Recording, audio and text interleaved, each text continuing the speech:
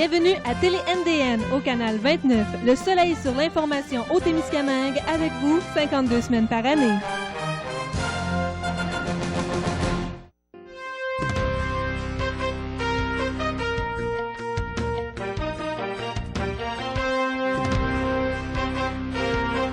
Mesdames et messieurs, bonjour. Bienvenue à votre émission Point de vue. Un bon mélange d'échanges, de convictions et d'opinions afin d'obtenir un point de vue intéressant.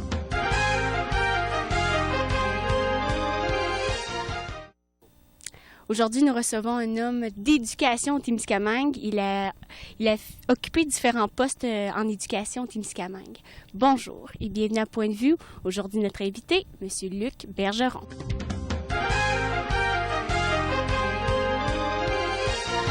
Bonjour, M. Bergeron. Bonjour, Mme Karine. Ça fait plaisir de vous accueillir dans ce décor oui. De la nature. Est-ce que vous pouvez me parler un peu où on est en ce moment? Oui, bien sûr. Nous sommes sur notre terrain au chalet, au lac Honora, qui est plus connu sous le nom du lac Clair, parce que l'eau, je peux le dire à tous nos auditeurs et auditrices, l'eau est claire, on peut se baigner, on a l'eau jusqu'au nez, on se voit le bout des orteils. Oui. On a vraiment un beau lac. L'eau est froide, par exemple, parce qu'elle est alimentée, le lac est alimenté par des sources, ce qui fait que ça fait un très beau lac. Alors, nous sommes sur notre terrain, et avec le chalet en arrière-plan, et un espace là, autour. On a de la place en masse pour s'asseoir. Oui. Est-ce que vous avez des beaux souvenirs ici? Excellent souvenir. Depuis 1972 que nous sommes ici. Ah, ça fait un bout. Et nous venions ici très, très, très souvent. Ce qui nous faisait que parfois on ne venait pas, c'est lorsqu'on était dans le sport, quand les garçons ont grandi, et que les filles aussi suivaient ça et faisaient de l'animation sportive. Dans ce moment-là, on venait moins ces étés-là. La plupart du temps, on passait les étés ici. Moi, je retournais travailler. En partant d'ici, c'est pas loin. 20 minutes de trajet. On ne bloque pas sur la 15. Il n'y a pas de trafic, hein, dans Gravel? Aucune difficulté de trajet. Oui. Et c'est ça. Nos souvenirs, c'est qu'on accueillait beaucoup de nos familles. Les gens venaient camper ici. On s'amusait. Un peu comme les Gaulois. On faisait des fêtes sous la lune le soir. Là, pour cette émission-là, je voulais dresser un portrait de vous. Puis aussi également, vu que c'est l'émission Point de vue, on veut des opinions. Donc, pour débuter, j'aimerais ça que vous vous présentez. Si j'avais à vous présenter à des personnes, puis je vous demandais qui est Luc Bergeron, qu'est-ce que vous me répondriez? Moi, je voudrais que les gens se souviennent de moi comme un homme simple, affable. Je crois que je suis accueillant.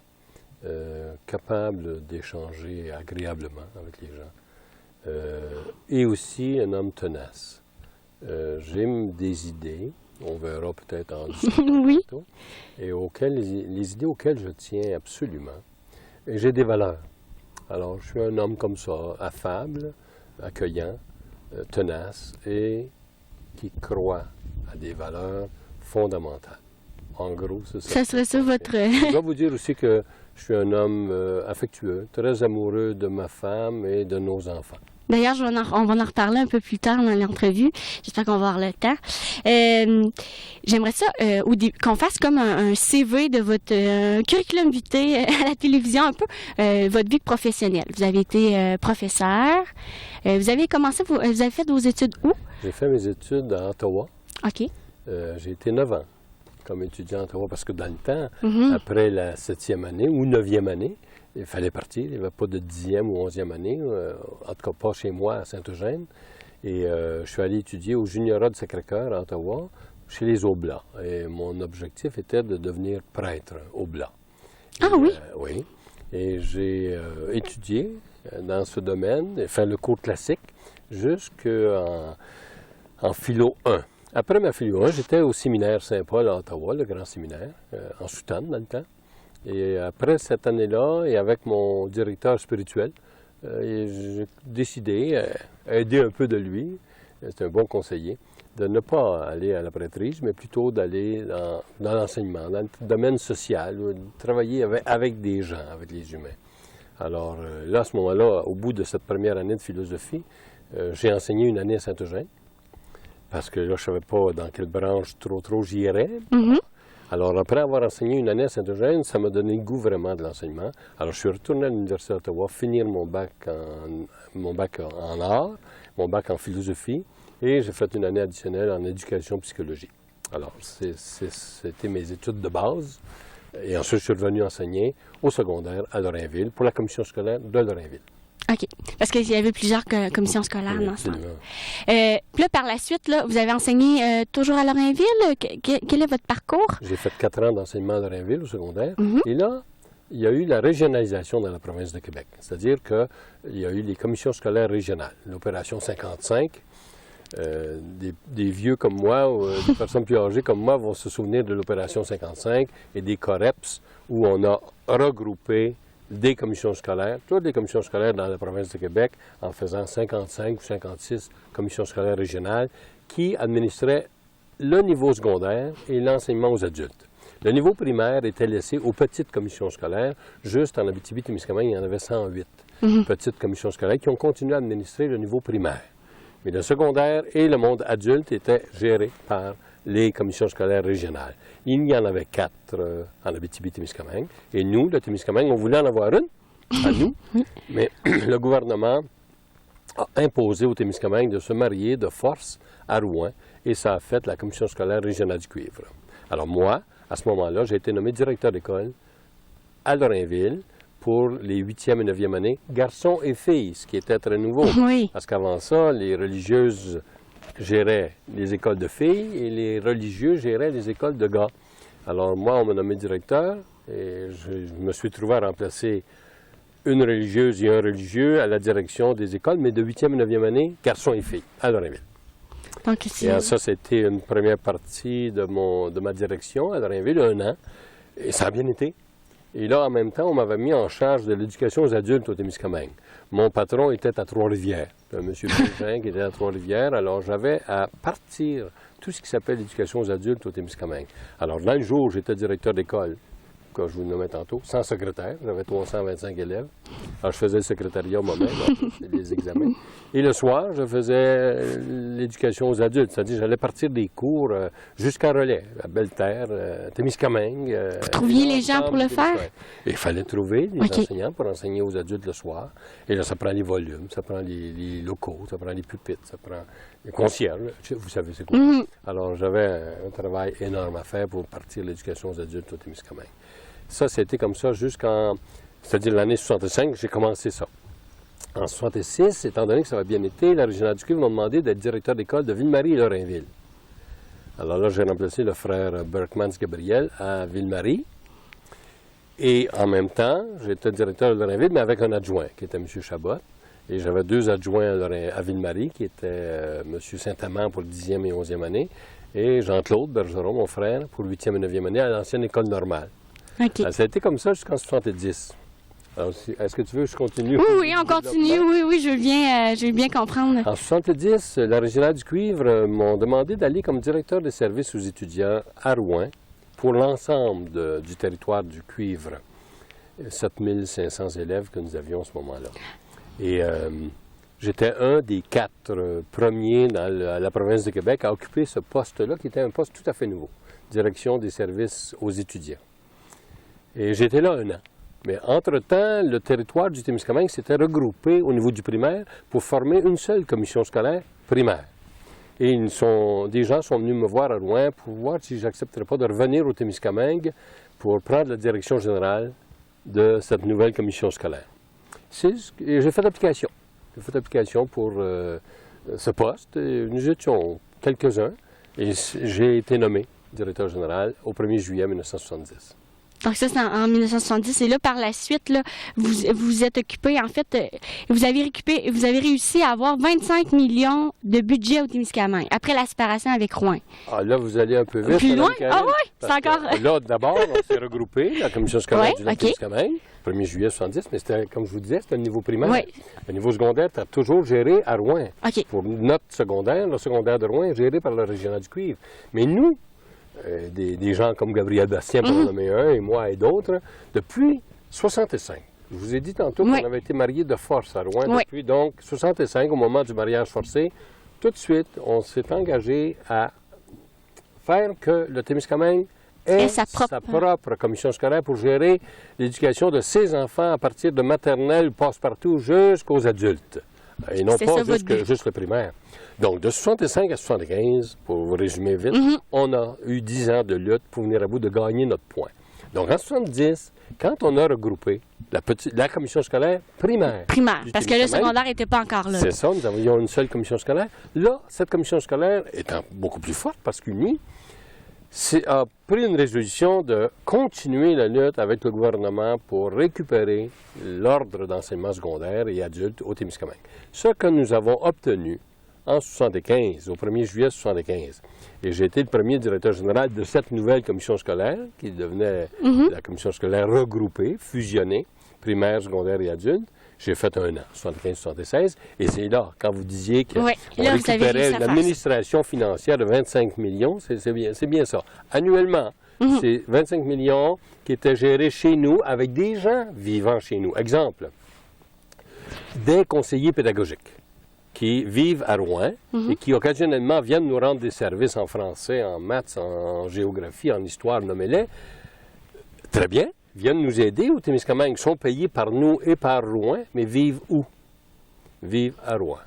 Leur salaire se dépense à Rouen. Alors que là, nous avons engagé notre propre monde chez nous, et ces gens-là vivaient chez nous et dépensaient leur salaire chez nous, et aidaient. Et vous pouvez coacher une équipe de hockey ou aller animer une soirée. C'est des gens qui s'impliquaient chez nous. Et c'est ça, être un peu maître chez nous. Et c'est pourquoi, moi, je suis un autonomiste.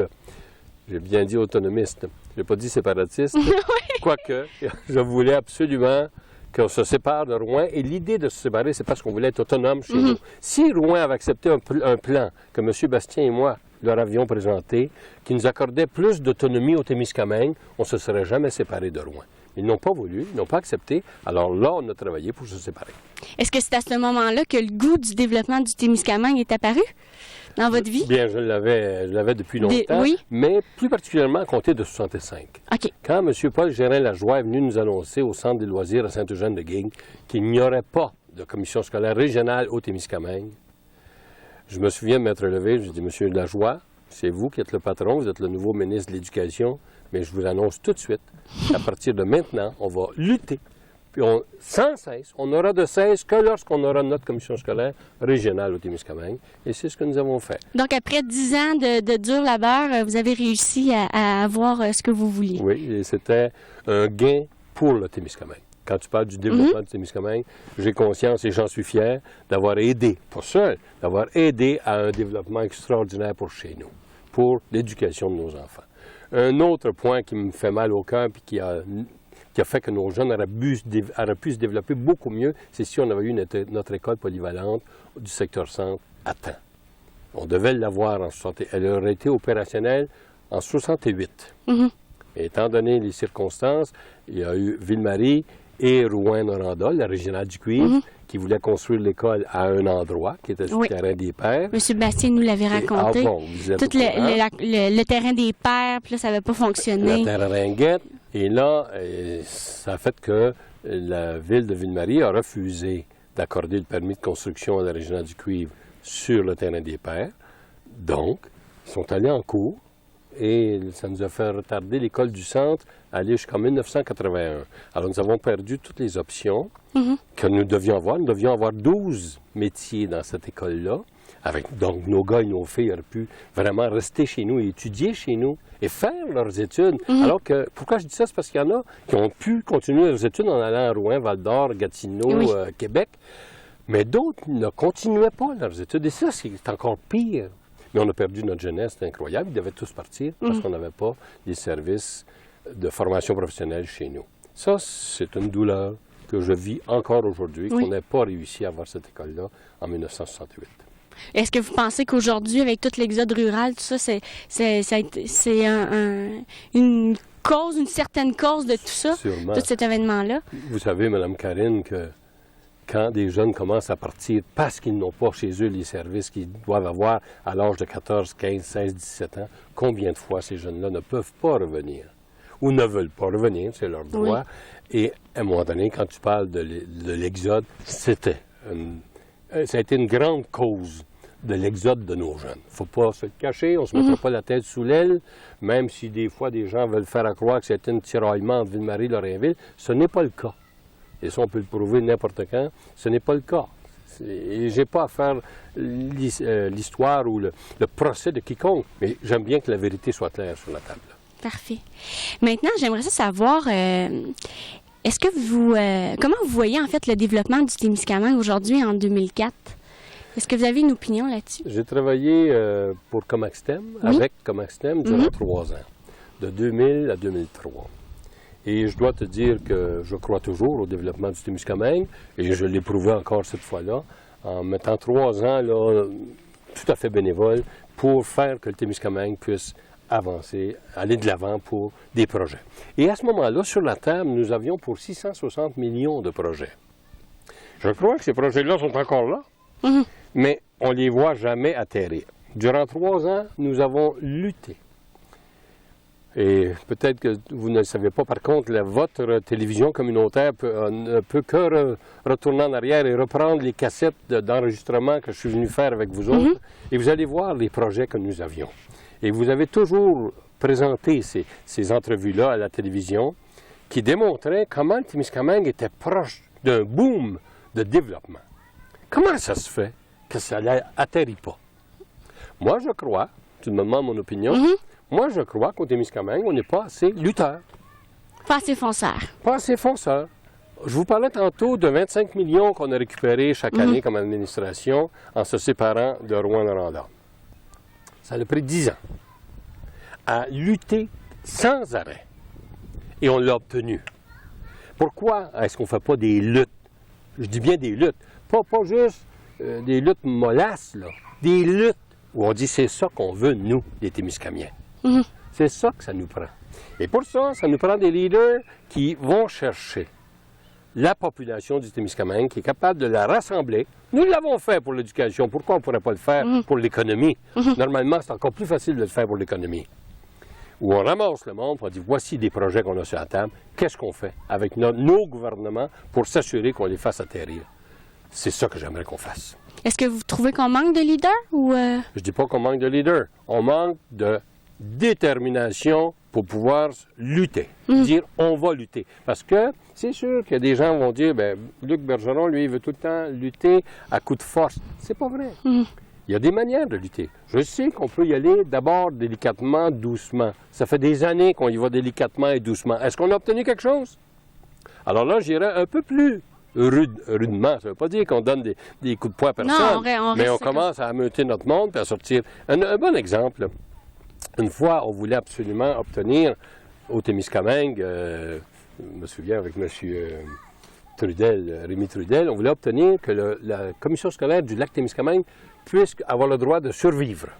Ça, c'était les années 97-98. Ah, c'est récent. Vous êtes au courant qu'on a passé proche de disparaître, nous. Ils nous regroupaient avec Rouyn à nouveau. Et là, M. Trudel a dit, les Témiscamiens, aidez-moi, si vous voulez que je vous défende, il faut que le monde soit là, soit derrière moi. Bien, vois-tu, c'est ça un leader. Il a dit, si vous êtes derrière moi, ça va m'aider, ça va m'appuyer. On était 600 Témiscamiens au sous-sol de l'église un lundi matin en pleine pluie battante. Et M. Trudel était là, puis il a dit, ah, OK. Et là, je sais que les Témiscamiens sont avec moi. Puis là, je vais aller au Conseil des ministres, puis je vais dire, on n'ôtera pas la commission scolaire du lac Témiscamingue aux Témiscamiens et aux Témiscamiennes. Parce que ces gens-là sont là, ils se sont levés debout, puis ils vont continuer à se lever debout. Et nous avons eu à Rouyn, il a fallu continuer notre dossier, nous avons eu à Rouyn une, comment on appelle ça, là, quand le gouvernement écoute la population, là, le terme m'échappe, il accueille les gens, on va dans une salle, puis ils nous écoutent, on présente des mémoires. Et c'était les 3 députés de l'Abitibi-Témiscamingue qui étaient là. M. Pelletier était responsable de ce forum. Et les Témiscamiens sont montés. On a empli la salle, on a bondé la salle avec des pancartes pour dire « Nous allons garder notre commission scolaire ». Et ça, c'était filmé, là. Et là, on présentait notre mémoire. Alors, c'était rendu à la fin que les 3 députés applaudissaient notre mémoire. Alors, ces députés-là nous ont vraiment bien représentés à Québec. Et nous avons sauvé notre commission scolaire. On a été la seule commission scolaire qui a été maintenue selon un plan que Mme Marois avait fait, là. Oui. Bien, tout a disparu en fonction du plan qu'elle avait fait. Elle partait de 156 commissions scolaires, puis elle en proposait 70. La fin, la décision finale du Conseil des ministres a été 71. La 71e, c'était là. OK. Donc, vous aviez gagné un débat. Je dis par là qu'il faut se battre. Oui. Il y a bien des manières de se battre. On n'a pas dit de bêtises à personne. Mais est-ce qu'on s'est battu? Oui, on s'est battu. Mais ça fait peur. Ça fait peur. Ça éveille. Ces gens-là savent ce qu'ils veulent. L'important, c'est qu'on ait quelqu'un. Nos leaders doivent nous dire, c'est nous aider à découvrir c'est quoi qu'on veut. Et quand on a découvert une chose ou deux, pas 150, on se noie là-dedans. Une ou deux choses, on y va, on fonce ensemble. Quand ces deux choses-là sont obtenues, on en trouvera d'autres à fighter encore ensemble. Et là, tu as une population qui est dynamique, qui se tient en vie. Mais qu'est-ce que vous diriez à des jeunes? Parce que des jeunes sans expérience, souvent, même si ça veut se battre, ça a pas mal moins de pouvoir, puis ça peut avoir des portes qui se ferment assez rapidement. On est quand même dans un milieu assez petit. Qu'est-ce que vous leur diriez? Spontanément, j'aurais le goût de leur dire, écoute ton cœur. OK. As-tu le cœur de te battre? As-tu le cœur du développement du Témiscamingue? Si tu as au cœur ce goût du développement de ton milieu, ça veut dire que jamais tu vas décider de partir. Jamais tu vas décider d'abandonner. Au contraire, tu vas aller chercher deux comme toi. Ces deux-là vont aller chercher deux autres comme eux. Ces quatre-là vont aller chercher six autres. Vois-tu le nombre? Et c'est ça. Écoute ton cœur, va chercher de l'aide. Il ne faut pas que tu sois tout seul. Et à ce moment-là, tu vas gagner. C'est ça que je leur dirais. Ouais. Lâche pas, ça prend des années. Oui, ça prend du temps. Lâcher. Il ne faut jamais lâcher. Puis, je voulais également parler des jeunes entrepreneurs du Témiscamingue. Qu'est-ce que vous leur suggériez? Comment vous les voyez? Qu'est-ce que vous leur donneriez comme conseil quand ils veulent s'établir ici? Un peu le même message que... Oui, c'est sûr. Mais en même temps, je t'écoutais et là, je réfléchissais. Je me disais, pour les jeunes entrepreneurs actuellement, c'est très difficile. Oui. Il y a des paperasses.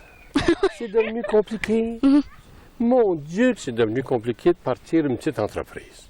Et je parle en connaissance de cause, j'ai des gens très proches de moi qui en partent ou qui veulent en partir des petites entreprises. C'est toujours étude sur étude sur étude qui coûte chaque fois 5 000, 8 000, 10 000 piastres. Pour avancer, je ne dis pas qu'il faut aller n'importe comment partir une entreprise, c'est pas ça que je dis. Non. Mais à un moment donné, là, tu t'enlignes, tu as fait une ou deux études puis tu y vas. Mais c'est pas ça. C'est pour ça que je dis, j'ai comme tu as senti chez moi... Le goût de l'action, mais en même temps, oui. J'ai le goût de baisser les bras dans le sens que si j'étais un jeune, est-ce que je serais capable de me partir? Ils n'ont pas toujours les finances, loin de là. Et ils ont des bonnes idées, puis ils ont du cœur. Qui soutient les idées et le cœur actuellement? Ça prend de l'argent tout le temps, puis ça prend des études. Ça n'en finit pas. Au lieu de dire, tu es un jeune qui veut, on va être avec toi, puis on va avancer. On va avancer. On n'ira pas te chercher 10, 15, 20 000 piastres avant même de commencer. Ça, là, c'est le côté noir de ce que j'ai à dire pour l'entrepreneurship. C'est difficile pour nos jeunes de partir. Par contre, je te répète que je leur dirais, écoute ton cœur. Tu as le goût? Tu crois à ton idée? Fonce. Fonce. Est-ce que vous avez déjà été un mentor? Vous devez être un mentor pour certaines personnes? Non, je ne dirais pas ça. Non? Non. Je suis quelqu'un qui aide. J'essaie d'aider. J'essaie d'apporter des bonnes idées aux gens. D'écouter. J'aime beaucoup accueillir et écouter les idées. Là, ce matin, c'est moi qui les donne, oui. Mais d'habitude, quand un jeune a des idées, puis il y en a qui viennent m'en parler, j'accueille leurs idées, je les écoute et j'encourage la partie que je comprends et la partie à laquelle je crois le plus. J'encourage cet aspect-là. L'autre aspect, je dis, je connais moins ou fais attention à ça. Ou trouve-toi quelqu'un qui s'y connaît dans ce domaine-là. Mais oui, j'aime beaucoup accueillir les jeunes et les encourager. Toujours. Je crois tellement à notre jeunesse. Puis je dois te dire que je trouve que notre jeunesse est de moins en moins nombreuse là, chez nous. On parlait d'exode tantôt, il y a eu des motifs, il y a 30 ans de ça et plus. Mais aujourd'hui, il faut se relever et dire comment on va faire pour garder nos jeunes chez nous. Alors, il y a l'entrepreneuriat, bien sûr, mais il y a aussi des emplois. Alors, on a 660 millions de projets sur la table, c'est de l'emploi, ça. Je me suis même fait dire à un moment donné par un directeur général d'un de nos organismes très forts, très importants au Témiscamingue, il disait, on va manquer d'employés. Avec tous les beaux projets qu'on a sur la table, on va manquer de monde. Mais là, on n'en manque pas comme c'est là. En tout cas, il n'y a pas bien des entreprises de partis et des grosses usines de partis, donc les emplois, ils ne sont pas si nombreux que ça. Alors, nos jeunes continuent à s'en aller. Ça a de l'air pessimiste ce que je dis là. J'aime mieux mettre les réalités sur la table et qu'on dit, on va se retrouver ses membres, on va se battre, on va en partir des emplois, créer des emplois. Vous pensez qu'il faut être authentique dans la vie? Absolument. Oui. Ah, ça, là, peut-être que je le suis trop, des fois, ça me fait des gens qui ne m'aiment pas parce que j'ai trop dit les faits tels que je les comprends et que je les vois. Par contre, je me suis fait des bons amis grâce à ça. Comment vous voyez la jeunesse? On parle de la jeunesse. Comment vous la voyez? Elle a changé. En plus, vous avez eu des enfants à 16 ans l'écart d'âge est de 16 ans. Hein? Donc, vous avez connu deux générations de jeunes, oui.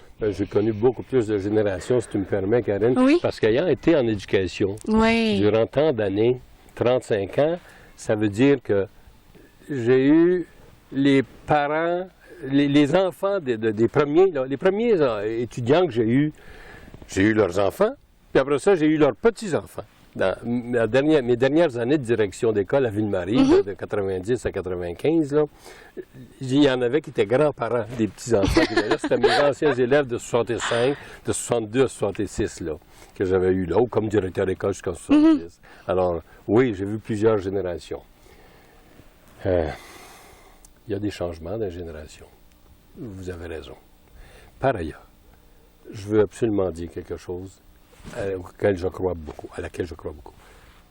Un être humain, c'est un être humain, peu importe les âges. Et si on lui donne confiance, si on l'encourage, les valeurs, là on revient à mon point de départ quand je dis il y a des valeurs auxquelles je crois. Les valeurs s'épanouissent. Il s'agit de faire confiance aux jeunes, responsabiliser. Peu importe l'âge des générations, quand on sait responsabiliser, pas agir en trop mou, là. Être ferme, être aimant, mais être ferme et encourageant avec un jeune qui grandit. Là, faire que l'enfant place ses souliers en rentrant à la maison, les placer, pas les pitcher, les lancer n'importe comment. Déjà, c'est une petite responsabilité. Et ça lui prouve qu'on croit en lui. Et plus on prouve à un jeune qu'on croit en lui, plus il va croire en lui-même. Et la confiance en soi, c'est une des valeurs fondamentales. On a un chien comme invité aussi avec nous aujourd'hui. J'aimerais ça. Mon frère, on a entendu arriver le VTT tantôt. Il est bien fin. Ce qui m'amène à penser, à parler de la famille, le chien de la famille, la famille maintenant. Vous me disiez là, que la famille était vraiment importante pour vous, puis que vos parents, vous avez appris à être honnête, courageux, avoir une joie de vivre, même comme celle de chanter. Ah oui. Puis... moi, vous savez que chez nous, dans ma famille, on aime beaucoup chanter. Pas parce qu'on est des bons chanteurs, mais c'est pas important. Vous êtes des bons chanteurs, on s'entend là-dessus.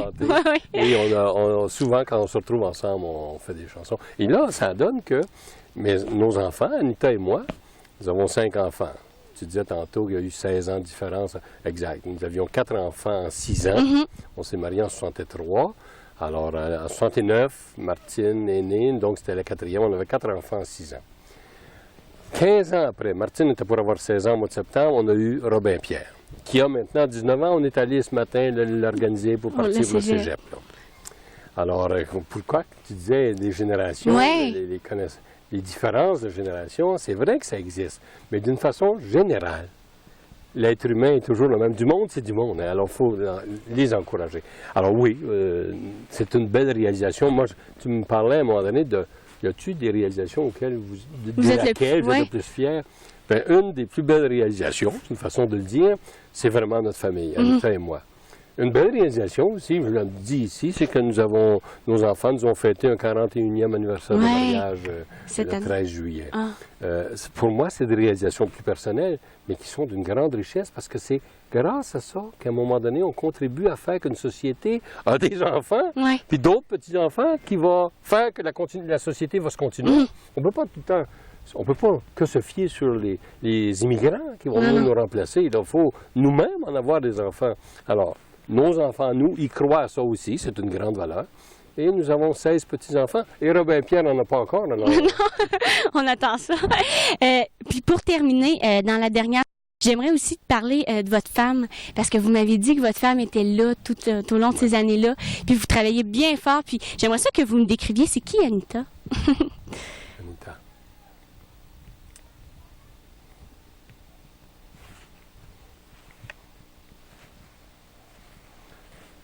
C'est une... Excuse-moi. C'est une très bonne personne. Elle est très généreuse. Elle est généreuse de son temps. Elle est généreuse de sa personne. Elle est très accueillante. Et elle a une très grande intelligence. C'est une personne qui m'a tellement aidé dans les travaux que j'ai faits, qui aidait la société, nous le savons. J'aurais pas pu faire ça si Anita n'avait pas été là. C'est une grande aide. Je veux lui rendre hommage, parce que je lui dis souvent à elle, je ne l'ai jamais dit comme ça en public, c'est une personne qui croit beaucoup en la vie. Elle croit beaucoup aux jeunes.